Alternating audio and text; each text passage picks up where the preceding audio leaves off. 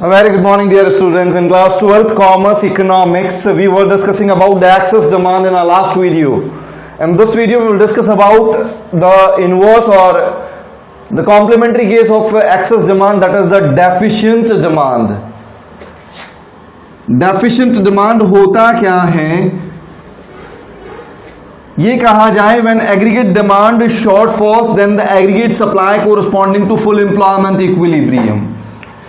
ये आपके पास में आउटपुट या एम्प्लॉयमेंट था, ठीक है। ये आपके पास में आपका एडी या एएस था, एग्रीगेट सप्लाई या एग्रीगेट डिमांड था। ये मान लेते हैं आपका एएस था, एग्रीगेट सप्लाई। ये आपके लिए आपका एडी हुआ करता था, ठीक है। This is the full employment equilibrium और equilibrium level. This one is full employment equilibrium.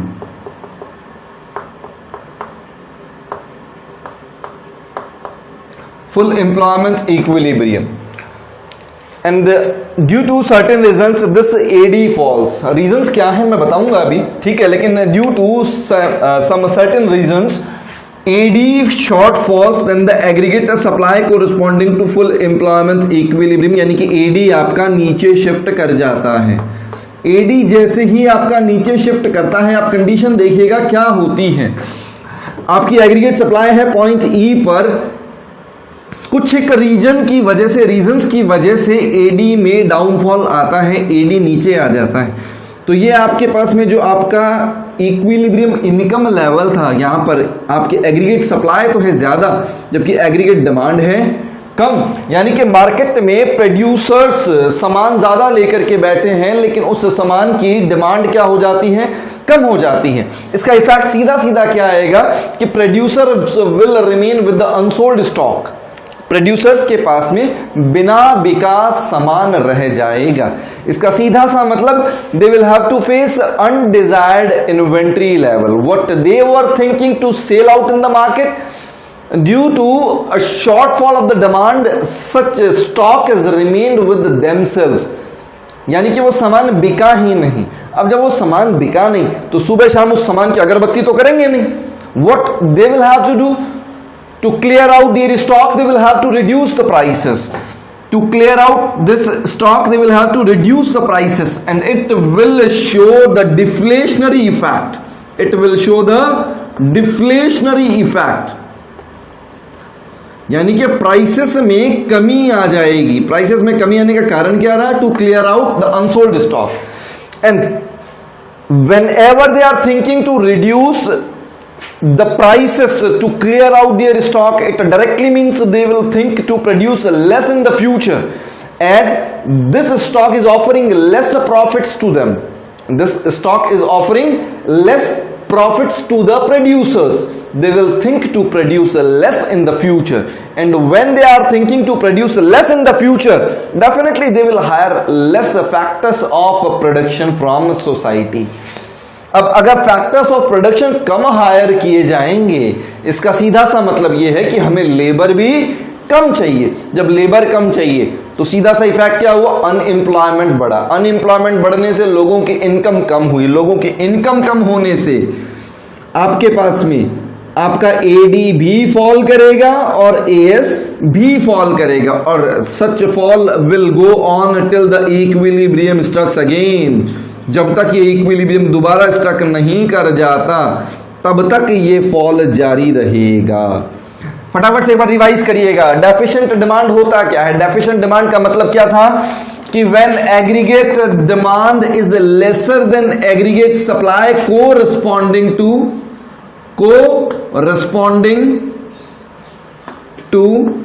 Full employment equilibrium, ठीक है।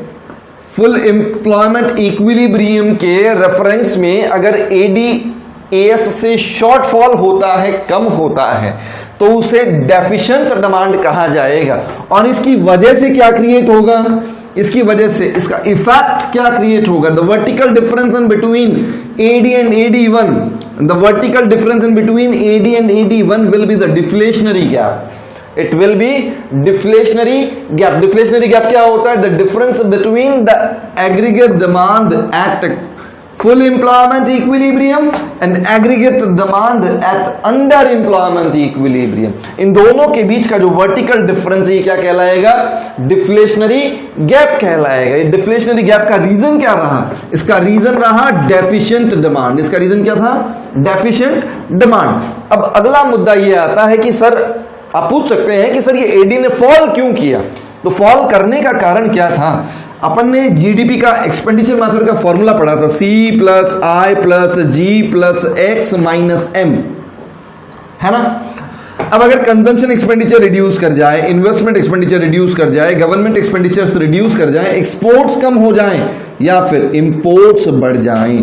अब एक टर्म में यहां और लिख देता हूं, टैक्स। क्या लिख दूं? टैक्स। अगर गवर्नमेंट टैक्स बढ़ा दे तो लोगों की पर्सनल डिस्पोजेबल इनकम कम हो जाएगी। जब उनकी पर्सनल डिस्पोजेबल इनकम कम होगी तो हमें ये पता है there will be a positive relationship between the income and consumption expenditure when there is a fall in. Fall क्यों हुआ? क्योंकि टैक्स बढ़ा। सरकार को टैक्स चुकाना, it is a compulsory payment, तो सरकार को टैक्स ज्यादा चुकाया तो पर्सनल डिस्पोजेबल इनकम में कमी आई। जब पर्सनल डिस्पोजेबल इनकम में कमी आई, जब इनकम कम बचती है तो खर्चे ऑटोमेटिकली क्या हो जाएंगे? कम हो जाएंगे। जब खर्चे कम होंगे तो एडी का फॉर्मूला होता है C प्लस आई, यानी कि C में फॉल आते ही एडी में भी क्या आएगा?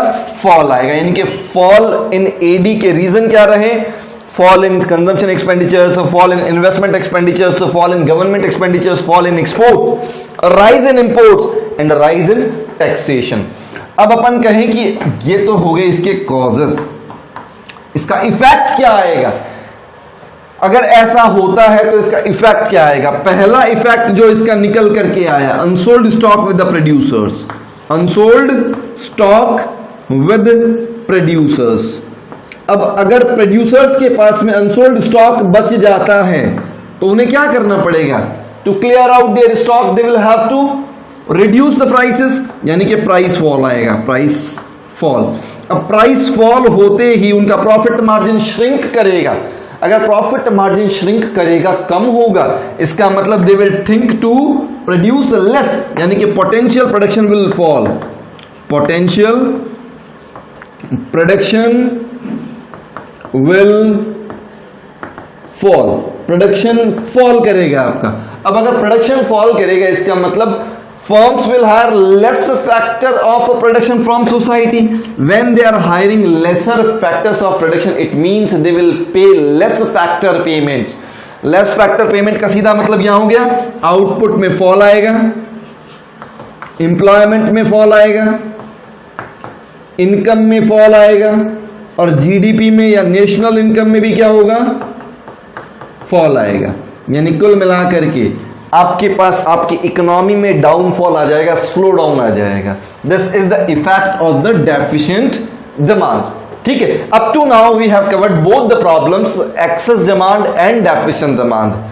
In the next video, we will discuss about what measures can be used to rectify these two conditions.